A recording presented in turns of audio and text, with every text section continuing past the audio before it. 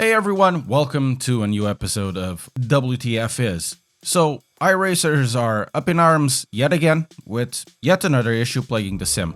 This time is called brake dragging and reportedly gives a huge boost to those using it. This topic of brake dragging has been around in iRacing for years in some form or another, but apparently it has reached a breaking point where iRacing is kinda dragging their feet on this.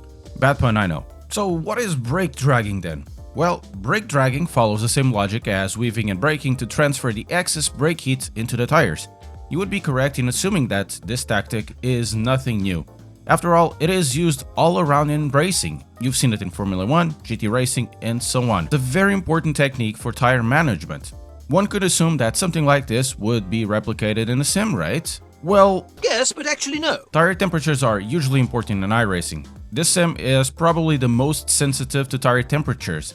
What brake dragging is doing at the moment in iRacing is that the brake transfers heat into the tires, as it should, but the tire pressures do not rise in accordance, breaking completely the logic of how tires should operate, especially at this extreme. The result of this strategy is a massive advantage, at least in qualification. The difference can be quite large, depending on the track, from half a second to a second difference. On this video, I'm not condoning or rejecting the practice, nor teaching you how to do it. Just hold the brakes, throttle up, and swerve left to right during the outlap, as it is up to you to decide if this technique should be used on your races. While you're there, slap that subscribe button. But anyways, why is it important? I know some in the iRacing forums will raise their pitchforks at this video as my iRating is only 2.2k, therefore I shouldn't have an opinion on this sim or in anything breaking it in some way, but there are a good few reasons to talk about this. Firstly, I am of the opinion that if an exploit is being used at the highest echelons of competitive play, it should be shared to everyone. This is to diminish the competitive difference between those that use and know of performance boosting activities such as this technique to those who don't, leveling the playing field. You know, the same thing I did with that video of negative toe in Assetto Corsa Competizione. If everyone is special, nobody is. Secondly, this type of behavior, when applied to a car or a sim that actually replicates other aspects of the car, would result in a few malfunctions. Brake dragging in real life, for a lap or so, would very easily create issues in the brakes, either through fade or outright failure, let alone issues with the clutch and so on. If iRacing considers itself the best sim, it should at least replicate damage that comes from abusing the car in such a way.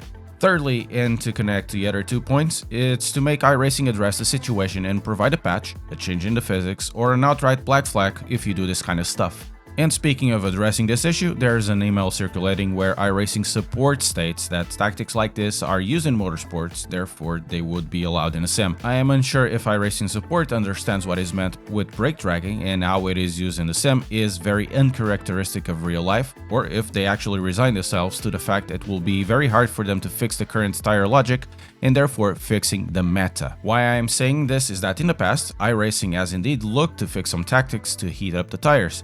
There was in the past a viable tactic of tire heating by holding the brakes and doing burnouts. There were a few interesting ways to achieve this burnout. One of them was really stupid and it was basically putting your car against the wall and then doing a burnout against the wall. iRacing has addressed this before by retroactively banning most of the fields in PES 2020, for example. Then there was a time where you could drag the tires with brakes without doing those burnouts, but then iRacing implemented clutch heating, then that would create slip.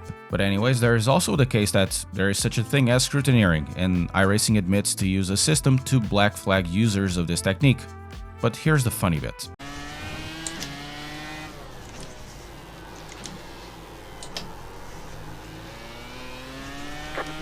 What?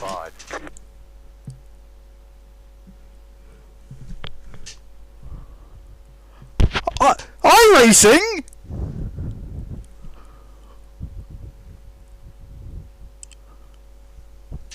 If you didn't get it, in this case the scrutineering was action because, now sit back, everyone was using brake dragging, but James wasn't. Yeah, that's right, the scrutineering black flagged the wrong person. It's not like that iRacing haven't addressed these issues before in the past, because they have, and it seems they are trying to do something, while at the same time saying it's a technique that can be used. So it is unclear what they understand about brake dragging in their own sim and how to catch it. You know, they could always fix the tires. Yeah, I know it's not that easy. Therefore, it's up to you if you should use this technique or not in the game. But anyways, let me know in the comments what you think about this subject.